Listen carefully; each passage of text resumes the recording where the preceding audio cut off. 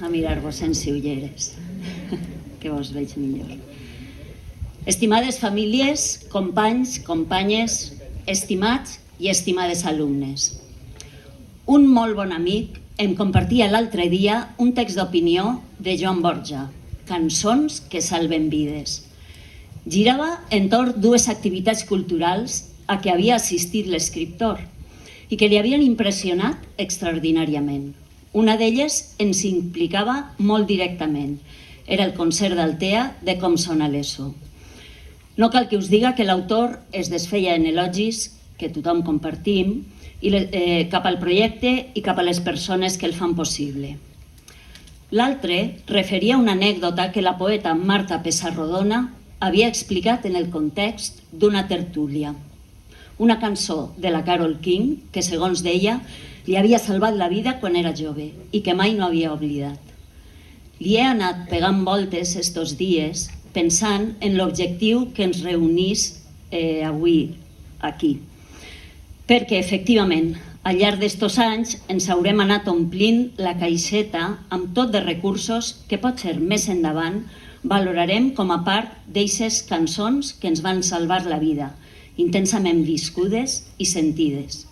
Perquè avui, que tornem a coincidir en este jardí, el comiat sembla més definitiu que fa 2 anys. L'objectiu ara és fer balanç, buscar entre les paraules, sons, records o anècdotes algunes certeses. I encara que si només cerquem seguretats farem fallida, la trobada ens convida a assumir el risc. Certesa que es percep una realitat complexa, perquè en la nostra feina hi ha molt de fer-vos costat en aquest procés de descoberta, de compartir la mirada sobre un món no sempre amable i tractar d'explicar-lo des de la diversitat, de captar els matisos que la coloreixen i que ens fan abraçar amb sinceritat la diferència.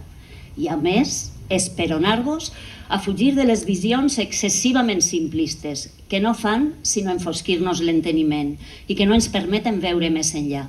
I al mateix temps que no perdeu la capacitat d'imaginar l'impossible i confiar que fent camí us trobeu a plena mar amb les bruixes d'ahir i amb les d'avui.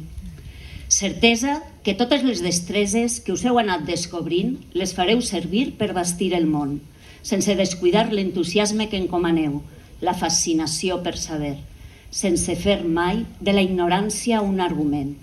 Res més a afegir a l'aforisme fusteria. Certesa que ser jove és una forma de parèixer, però també d'aparèixer al món, de fer-se visible i encara diria més, de començar a existir. Per això és tan rellevant subjectar amb força les regnes de les vostres vides, oscil·lant entre la gosadia i la humilitat i disposar d'eines pròpies, de complicitats que no es poden improvisar i que són necessàries per construir-se i alhora per salvar-se de la intempèrie, recolzant-se als muscles dels gegants per poder mirar sempre una mica més lluny. Avui, que acaba aquesta aventura i que s'eixampla el vostre món, no puc estar-me de compartir una última certesa, aquesta sí, molt més concreta. El significat del verb recordar, és a dir, tornar amb el cor, perquè torneu sempre amb el cor a estos anys en què hem caminat plegats i que ens penseu amb... Perdoneu-me. I que ens penseu amb la mateixa estima que ho farem nosaltres. Estimats, estimades, no puc imaginar un final... Perdoneu-me de veritat. No puc imaginar un final més feliç. Ara que comença a sonar la música, en aquest racó del jardí, en esta hora tan tranquil·la, pagarà la pena recordar-lo. Que sigueu molt feliços, que tingueu molta sort. Gràcies.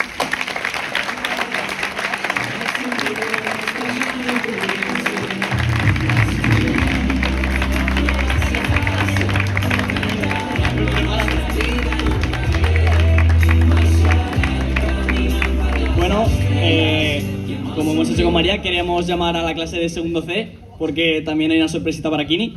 Así que si subimos al escenario, por favor. Avui estic molt plorona, ja ho sabeu. Yo voy a cambiar la cara porque ahorita lo he visto.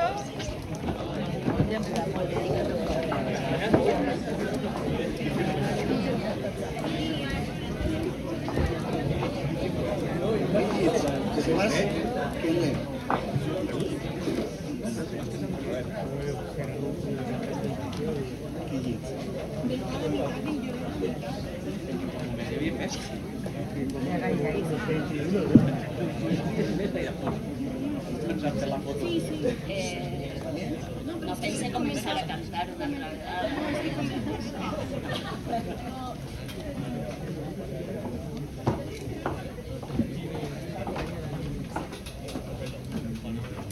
Hola.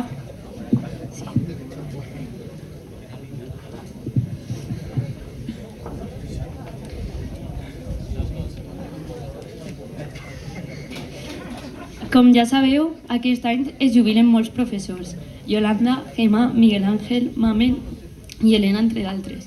A més, se'n va la nostra directora i professora de valencià, Quini. Ai, mi vida. Molt... Ai.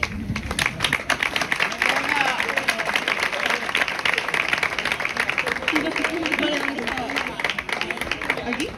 No, espera. Sí? No, dilo. Moltes gràcies, de veritat, per tot el que heu fet. Heu de recordar amb orgull el vostre treball al centre.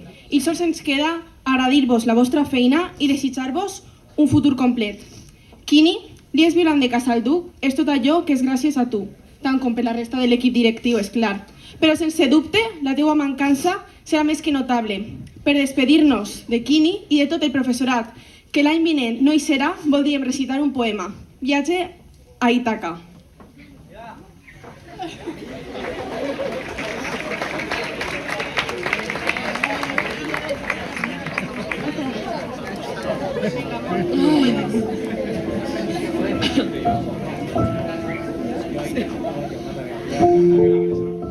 Quan surts per fer el viatge cap a Ítaca, has de pregar que el camí sigui llarg, ple d'aventures, ple de coneixences.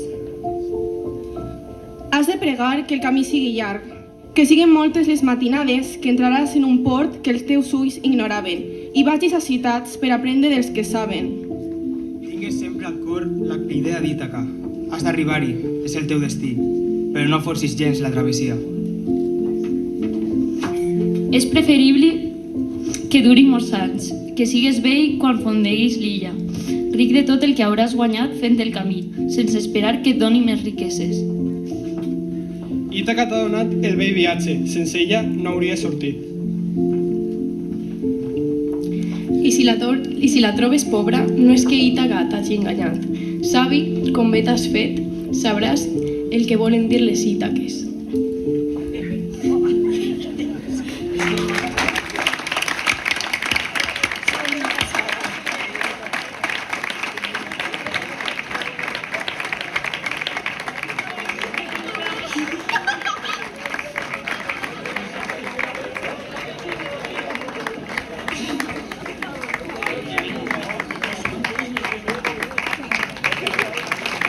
Segundo C, que se suba al escenario, porfa.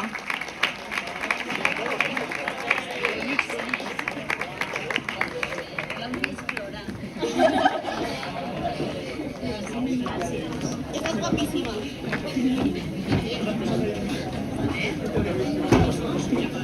Bueno,